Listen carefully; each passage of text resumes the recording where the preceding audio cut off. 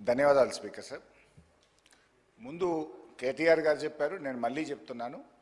ఈరోజు కేంద్ర బడ్జెట్లో తెలంగాణకు తీవ్రమైన అన్యాయం జరిగిన మాట వాస్తవము. మీరు రిజల్యూషన్ ప్రవేశపెడితే దాన్ని ఏకగ్రీవంగా పాస్ చేయడానికి మేము సిద్ధంగా ఉన్నాము.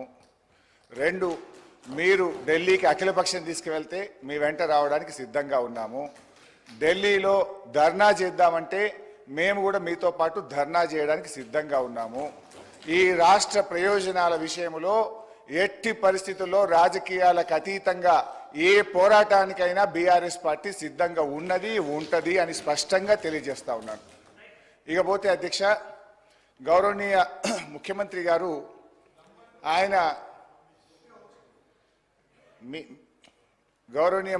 గారు ఆ మధ్య మాట్లాడుతూ రుణమాఫీ గురించి హరీష్ రావు దీక్ష చేయాలన్నాడు, నిరుద్యోగుల గురించి కేటీఆర్ దీక్ష చేయాలన్నాడు. మరి అన్నీ మేమే చేస్తే నువ్వేం చేస్తావు? ఈ రాష్ట్ర సభా నాయకుడిగా ఎందుకంటే నన్ను వ్యక్తిగతంగా అన్నారు అధ్యక్ష, ఈరోజు నీకు అగ్గిపెట్టె దొరకలేదా అంటున్నాడు. మాది ఉద్యమ స్ఫూర్తి. మీలాగా ఆ రోజు రాజీనామా చేయమంటే తెలుగుదేశం పార్టీ తరఫున ఎమ్మెల్యేగా ఉండి రాజీనామా చేయకుండా పారిపోయినటువంటి చరిత్ర మీది. తెలంగాణ ఉద్యమకారుల మీద తుపాకీ పట్టుకుపోయిన రైఫిల్ రెడ్డిగా పేరు తెచ్చుకున్నది మీరు. సోనియా గాంధీ గారిని దయ్యమని నాడన్నావు, దేవత అన్న చరిత్ర నీది. రాహుల్ గాంధీ గారిని ఆనాడు పప్పు అన్నావు, ఈనాడు పిఎం క్యాండిడేట్ అంటున్నావు. నేనేమంటున్నా సార్, దయచేసి నేను చెప్పేది ఒకటే, సీఎం గారు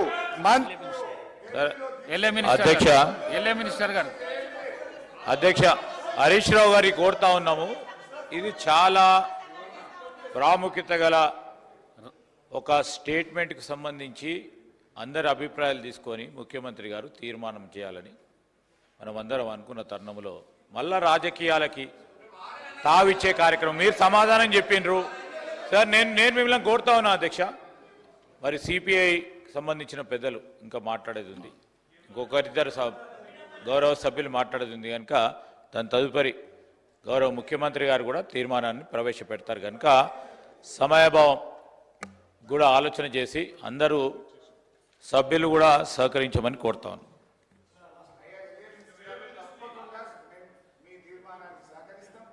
ఏకగ్రీవంగా పాస్ చేయడానికి సహకరిస్తాం. అయితే నేను ఒకటే సభానాయకుడికి నేను కోరేది సార్, మా ట్రాక్ రికార్డు ఉంది.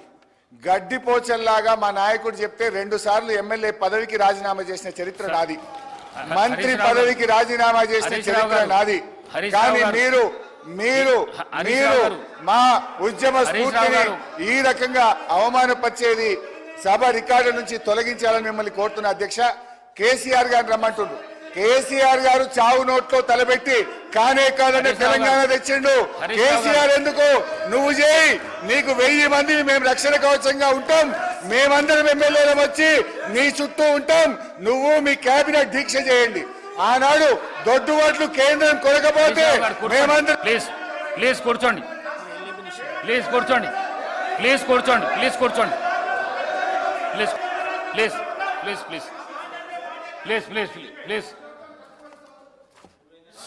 సభానాయకుడు చెప్పిన దాంట్లో తప్పేమీ లేదు. నేను చెప్తా వినండి. సభానాయకుడు ప్రతిపక్ష నాయకుడిని రమ్మంటున్నాడు, అది నాకు కూడా చాలా మంచిది. నేను కూడా పేపర్లో కూడా చెప్పిన, టీవీలలో కూడా చెప్పిన, సభానాయకుడు వస్తే సభకు చాలా గౌరవం పెరుగుతుంది, వారిచ్చిన సూచనలను సలహాలను తీసుకుంటామని చెప్పేసి నేను కూడా చాలాసార్లు చెప్పిన. అదే మాట వారి నోటి నుంచి చెప్పిండ్రు.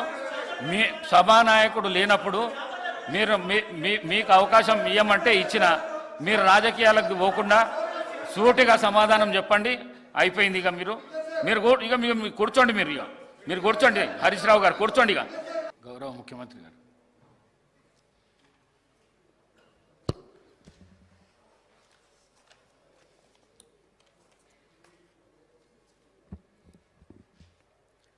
ఈరోజు అధ్యక్ష, కేంద్ర ప్రభుత్వం ప్రవేశపెట్టిన బడ్జెట్ మీద రాష్ట్ర ప్రభుత్వం ప్రవేశపెట్టిన చర్చను తమరు అనుమతించడం, ఈ చర్చలో దాదాపుగా 9 మంది సభ్యులు సుదీర్ఘంగా పాల్గొని ప్రభుత్వానికి కొన్ని సూచనలు, కేంద్ర ప్రభుత్వాన్ని కొన్ని డిమాండ్స్ ప్రతిపాదించారు.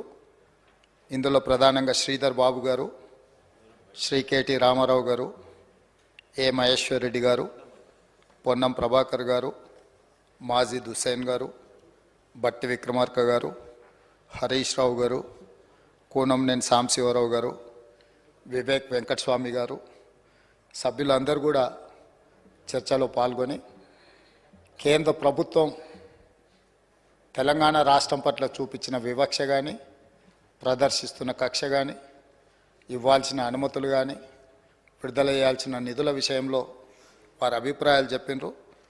వారి అభిప్రాయాలతో పాటు వారు ఒక సూచన కూడా చేసిండ్రు. తీర్మానం ద్వారా ఈ సభ ఏకగ్రీవంగా తీర్మానం ఆమోదం చేసి కేంద్ర ప్రభుత్వానికి మన యొక్క నిరసనను, మన యొక్క ఆలోచన తెలియజేస్తే బాగుంటుంది అని చెప్పి వారు సూచన చేసిండ్రు. తప్పకుండా కొన్ని అంశాలను ప్రస్తావించిన తర్వాత తమరి అనుమతితో ఆ తీర్మానాన్ని కూడా ప్రవేశపెట్టడానికి నాకు అనుమతి ఇవ్వాల్సిందిగా కోరుకుంటూ, అధ్యక్ష, భారతదేశం 15 ఆగస్టు 1947 కంటే ముందు చాలా సంస్థానాలు, దాదాపుగా 565 సంస్థానాల రూపంలో, అదేవిధంగా బ్రిటిష్ పాలనలో మగ్గిపోతూ ఉన్నది. ఆ సందర్భంలో హైదరాబాద్ సంస్థానం, ఈనాడు కొంత ప్రాంతం మహారాష్ట్రలో, మిగిలిన ప్రాంతం కర్ణాటకలో, ఇప్పుడున్న తెలంగాణ రాష్ట్రం, ఆనాడు ఈ సంస్థానం కూడా స్వేచ్ఛ కోసం, స్వతంత్రం కోసం సాయుధ రైతాంగ పోరాటాన్ని చేస్తూ ఈ ప్రాంతం కూడా పోరాటంలో చాలామంది అమరులై మనం స్వతంత్రాన్ని సాధించుకున్నాం. సెప్టెంబర్ 17, 1948లో మనకు స్వతంత్రం వచ్చి ఈ ప్రాంతం కూడా, హైదరాబాద్ సంస్థానం కూడా భారతదేశంలో విలీనమైంది. ఈ విలీనమైన భారతదేశం, ఈ సంస్థానాలు కావచ్చు, వివిధ రకాల జాతులు, భిన్న మతాలు, బహుభాష, ఎన్నో సంస్కృతులు ఉన్న ఈ దేశం అఖండ భారత్గా, ఒక ప్రజాస్వామ్య స్ఫూర్తి దేశంగా ప్రపంచానికే ఆదర్శంగా నిలబడాలి అని చెప్పి ఆనాడు పండిత్ జవహర్లాల్ నెహ్రూ మొట్టమొదటి ప్రధానమంత్రి ఈ దేశానికి ఒక మంచి రాజ్యాంగాన్ని ఇవ్వాలి, ఈ రాజ్యాంగం ప్రపంచానికి ఆదర్శంగా ఉండాలి, ప్రతి వాడి యొక్క హక్కును, అవకాశాలను కాపాడాలి అని చెప్పి భారత రాజ్యాంగాన్ని దేశానికి ప్రసాదించడం జరిగింది. డాక్టర్ బాబాసాహెబ్ అంబేద్కర్ గారి నేతృత్వంలో మేధావులు అందరూ కలిసి కూలంకషంగా చర్చించి ఈ దేశానికి ఒక గొప్ప గ్రంథం, మన రాజ్యాంగాన్ని మనకిచ్చారు. ఆ రాజ్యాంగం యొక్క స్ఫూర్తి మీకు అందరికీ తెలుసు అధ్యక్ష, మనకందరికీ తెలుసు, సభలో ఉన్న సభ్యులకు, 140 కోట్ల ప్రజలకు కూడా ఆ స్ఫూర్తి మనకు తెలుసు. ఏ ప్రాంతానికి కూడా పాలకులు అన్యాయం జరగకుండా యూనియన్ ఆఫ్ స్టేట్స్, వివిధ రాష్ట్రాలను సమానంగా చూసుకోవడానికి అవసరమైన విధి విధానాలు రూపొందించి ఎలాంటి వివక్ష లేని పరిపాలన జరగాలని వారు స్పష్టంగా రాజ్యాంగంలో పొందుపరచడం జరిగింది.